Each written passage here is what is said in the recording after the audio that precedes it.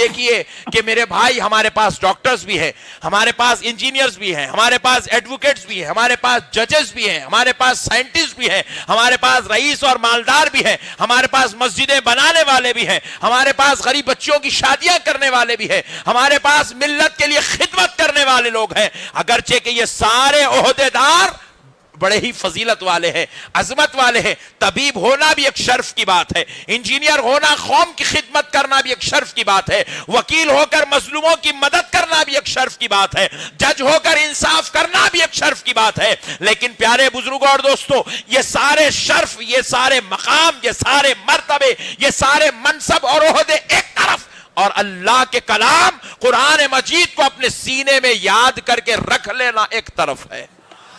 اللہ نے اور اس کے رسول نے پوری قرآن و حدیث میں کہیں پر بھی یہ نہیں فرمایا کہ ڈاکٹر کے باپ کو یہ مقام محشر میں دیا جائے گا، انجینئر کے والد کو محشر میں یہ مقام دیا جائے گا، اور طبیب کے والدہ کو یہ مقام دیا جائے گا، وکیل کے بھائی کو یہ مقام دیا جائے گا، جج کی اولاد کو یہ مقام دیا جائے گا، سائنٹسٹ کی بیوی بچوں کو یہ شرف سے بروز محشر نوازا جائے گا۔ خدا کی قسم کہیں پر بھی ایسا نہیں کہا گیا، لیکن روایات میں آتا ہے، آمنہ کا لال ارشاد فرماتا ہے بروز محشر بعض لوگ اس گناہگاروں کے ماحول میں، گناہگاروں کے بیچو بیچ میں، گناہگاروں کے ساتھ میں ہوں گے، مگر ان کے چہرے پر، ان کے سر پر ایک نور والا تاج ہوگا جس سے سارا نور بکھیر رہا ہوگا۔ لوگ جب ان نورانی تاج والوں کو دیکھیں گے تو گناہگاروں کو یہ خیال ہوگا کہ یہ کوئی اور نہیں، کسی نہ کسی امت کے پیغمبر ہیں، تبھی تو ان کو نورانی تاج پہنایا گیا۔ جب وہ نورانی تاج پہنے ہوئے والدین کے پاس، مرد و خاتون کے پاس لوگ آئیں گے اور آ کر پوچھیں گے کہ تم کون سے پیغمبر ہو، تم کون سے پیغمبر ہو، تم کون سے نبی ہو، کس امت کے نبی ہو، تمہارا نام کیا ہے؟ تو وہ نورانی تاج پہننے والے مرد و خاتون کہیں گے سنو سنو، ہم کوئی پیغمبر نہیں ہے، ہم رسول نہیں ہے، ہم کوئی نبی نہیں ہے۔ تو لوگ پوچھیں گے اگر پیغمبر نہیں ہے تو پھر یہ نورانی سرت سے قرآن مجید سنتے ہیں، پڑھتے ہیں، اور قرآن شریف کی تلاوت کے لیے اللہ رب العزت نے حافظان قرآن کو پیدا فرمایا۔ حافظ قرآن کا مقصد صرف اتنا ہے کہ قرآن کی حفاظت بھی ہو جائے، قرآن کی تلاوت بھی ہو جائے۔ حافظ قرآن کب جو ہے ایک روشن چراغ کی طرح چمکتا ہے، جیسے ہی رمضان مبارک شریف کا چاند نظر آ گیا، خدا کی قسم ادھر آسمان میں وہ چاند نظر آتا ہے اور ادھر مسجد کے مصلوں پر حافظ قرآن چاند کی صورت میں نظر آتا ہے۔ پیارے بزرگوں اور دوستو، یہ بھی ایک چاند کی طرح چمکنے لگتے ہیں۔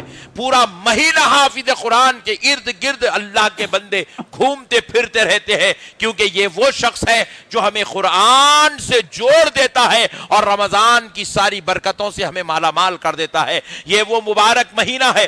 رسول اعظم صلی اللہ علیہ وسلم ارشاد فرماتے ہیں، رمضان مبارک شریف میں اگر کوئی شخص نفل عمل کرتا ہے تو اللہ تعالیٰ اسے فرض کا ثواب عطا فرماتا ہے، اور اگر کوئی شخص فرض عمل کرتا ہے تو اسے 70 فرض کا ثواب دیا جاتا ہے۔ 70 فرض کا۔ مثال دیتا ہوں تاکہ بات سمجھ میں آ جائے۔ اگر کوئی آدمی ماہ رمضان مبارک شریف میں 2 رکعت فجر کی فرض نماز ادا کرتا ہے تو اسے 14 دن، عام دنوں میں 14 دن فرض نماز پڑھنے پر جتنا ثواب ہے، ماہ رمضان میں صرف 1 فجر کی نماز فرض ادا کرنے پر اتنا ثواب دیا جاتا ہے۔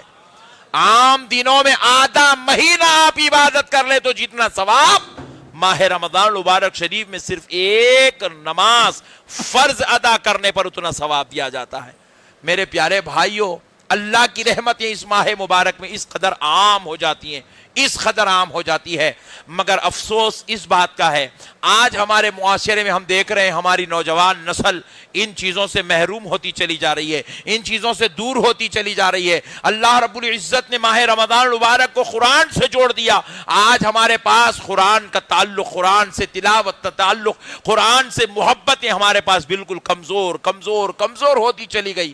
اب تو افسوس اس بات کا رہا کہ ہم میں سے ایسے لوگ زیادہ فیصد میں پائے جاتے ہیں، زیادہ فیصد میں ایسے لوگ پائے جاتے ہیں جن کو قرآن شریف پڑھنا بھی نہیں آتا ہے۔ اللہ اکبر! اتنا تعلق ہمارا قرآن سے کمزور ہو گیا کہ قرآن پڑھنا بھی نہیں آتا ہے۔ قرآن پڑھنا بھی نہیں آتا ہے. سمجھنا قرآن شریف کے معنی و مطالب کو سمجھنا تو دور کی بات ہے, قرآن کو پڑھنا بھی نہیں آتا ہے. اور یہ فیصد کوئی 10%, 20% نہیں رہی, بلکہ میں جو دیکھ رہا ہوں وہ سے محسوس کر کے آپ کو بیان کر رہا ہوں کہ یہ فیصد اب 70%, 80% لوگ ایسے ہو گئے ہیں جن کو قرآن پڑھنا بھی نہیں آتا ہے. اللہ اکبر. قرآن سے ہمارا تعلق اتنا کمزور ہو گیا, جبکہ قرآن کی اہمیت آپ کو سمجھانے کے لیے بات عرض کر رہا ہوں. یہ جو حافظ قرآن آپ کے پاس بیٹھے ہیں, ان کا مقام کیا ہے, ان کا مرتبہ کیا ہے, ان کی شان کیا ہے. خدائے رب ذوالجلال کی قسم, اللہ رب العزت نے ان کو جو مرتبہ دیا ہے, اس کائنات میں شاید ہی کسی منصب دار, کسی عہدے دار کو اتنا بڑا مقام اللہ نے دیا ہوگا. آپ دیکھیے کہ میرے بھائی, ہمارے پاس ڈاکٹرز بھی ہیں, ہمارے پاس انجینئرز بھی ہیں, ہمارے پاس ایڈوکیٹس بھی ہیں, ہمارے پاس ججز بھی ہیں, ہمارے پاس سائنٹسٹ بھی ہیں, ہمارے پاس رئیس اور مالدار بھی ہیں, ہمارے پاس مسجدیں بنانے والے بھی ہیں, ہمارے پاس غریب بچوں کی شادیاں کرنے والے بھی ہیں, ہمارے پاس ملت کے لیے خدمت کرنے والے لوگ ہیں. اگرچہ کہ یہ سارے عہدے دار بڑے ہی فضیلت والے ہیں, عظمت والے ہیں. طبیب ہونا بھی ایک شرف کی بات ہے, انجینئر ہونا, قوم کی خدمت کرنا بھی ایک شرف کی بات ہے, وکیل ہو کر مظلوموں کی مدد کرنا بھی ایک شرف کی بات ہے, جج ہو کر انصاف کرنا بھی ایک شرف کی بات ہے. لیکن پیارے بزرگوں اور دوستو, یہ سارے شرف, یہ سارے مقام, یہ سارے مرتبے, یہ سارے منصب اور عہدے ایک طرف, اور اللہ کے کلام قرآن مجید کو اپنے سینے میں یاد کر کے رکھ لینا ایک طرف ہے. اللہ نے اور اس کے رسول نے پوری قرآن و حدیث میں کہیں پر بھی یہ نہیں فرمایا کہ ڈاکٹر کے باپ کو یہ مقام محشر میں دیا جائے گا, انجینئر کے والد کو محشر میں یہ مقام دیا جائے گا, اور طبیب کے والدہ کو یہ مقام دیا جائے گا, وکیل کے بھائی کو یہ مقام دیا جائے گا, جج کی اولاد کو یہ مقام دیا جائے گا, سائنٹسٹ کی بیوی بچوں کو یہ شرف سے بروز محشر نوازا جائے گا. خدا کی قسم کہیں پر بھی ایسا نہیں کہا گیا, لیکن روایات میں آتا ہے, آمنہ کا لال ارشاد فرماتا ہے, بروز محشر بعض لوگ اس گناہگاروں کے ماحول میں, گناہگاروں کے بیچو بیچ میں, گناہگاروں کے ساتھ میں ہوں گے, مگر ان کے چہرے پر, ان کے سر پر ایک نور والا تاج ہوگا جس سے سارا نور بکھیر رہا ہوگا.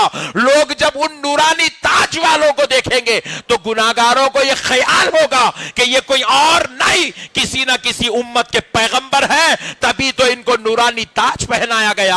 جب وہ نورانی تاج پہنے ہوئے والدین کے پاس, مرد و خاتون کے پاس لوگ آئیں گے اور آ کر پوچھیں گے کہ تم کون سے پیغمبر ہو, تم کون سے پیغمبر ہو, تم کون سے نبی ہو, کس امت کے نبی ہو, تمہارا نام کیا ہے, تو وہ نورانی تاج پہننے والے مرد و خاتون کہیں گے, سنو سنو, ہم کوئی پیغمبر نہیں ہے, ہم رسول نہیں ہے, ہم کوئی نبی نہیں ہے. تو لوگ پوچھیں گے اگر پیغمبر نہیں ہے تو پھر یہ نورانی تاج تمہیں کیسے پہنایا گیا؟ تو وہ لوگ جواب دیں گے, ہمیں یہ نورانی تاج صرف اور صرف اس لیے پہنایا گیا کیونکہ ہم نے اپنے بچے کو دنیا میں حافظ قرآن بنایا تھا, ہم نے اپنے بچے کو حافظ قرآن بنایا تھا. اللہ اللہ, ذرا غور کرنے والی بات ہے دوستو.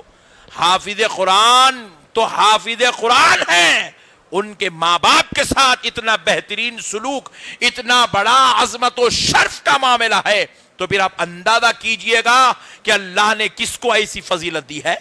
کسی کو یہ مقام نہیں دیا گیا, یہ مقام اللہ نے حافظ قرآن کے ماں باپ کو عطا کیا ہے. میرے پیارے بزرگوں اور دوستو, صرف اتنا ہی نہیں بلکہ رسول اللہ صلی اللہ علیہ وسلم ارشاد فرماتے ہیں حافظ قرآن کا یہ مقام ہے. حافظ قرآن کا مقام ہے بولے تو آپ یہ حافظ صاحب کے ہاتھاں چومنے کے واسطے فضیلت نہیں بیان کر رہا ہوں, یا پھر حافظ صاحب تراویح سنا دیے ماشاءاللہ اب آپ لوگ جو ہے لے کے جا کے گھر تک چھوڑ کے آؤ, اس لیے فضیلت بیان نہیں ہو رہی ہے. یہ عظمت اس لیے بیان کر رہا ہوں تاکہ ہمارے دلوں میں بھی بچوں کو قرآن سکھانے, پڑھانے, حافظ بنانے کا جذبہ پیدا ہو جائے.